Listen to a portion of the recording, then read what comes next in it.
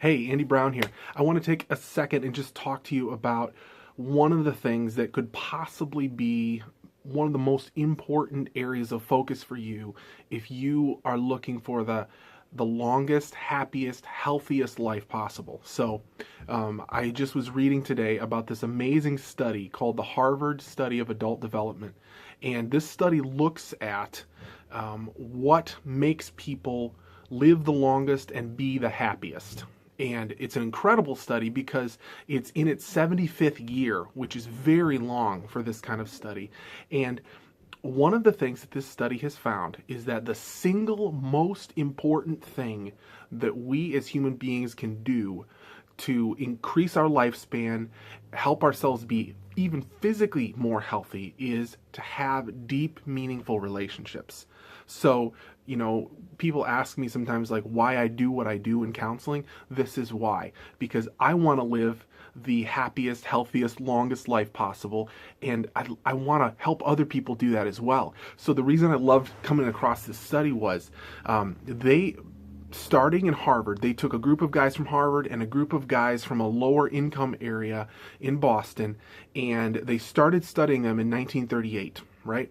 They looked at everything from brain function, they drew their blood, they listened to conversations with their wives, they asked them about their careers, and over the course of 75 years, they find three big things, okay? Number one, they find that social connections are good for us, okay?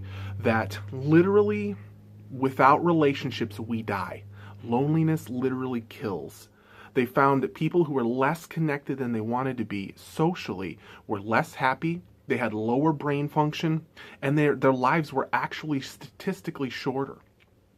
So they were able to find from this study then that the thing that affects even our physical health is emotionally steady relationships where we are confident of the connection that we have with people, and we're not afraid of those people abandoning or leaving us, and there is a good, strong bond in that relationship, okay? So the second thing that they find out is that it's not necessarily the number of relationships, but it's the quality of relationships. So we don't have to have a million friends, but we have to have some friends, we have to have some social network that is strong and supports us throughout our lives. The third thing that they found was that the people who were the most satisfied in their relationships at age 50 were the healthiest at age 80.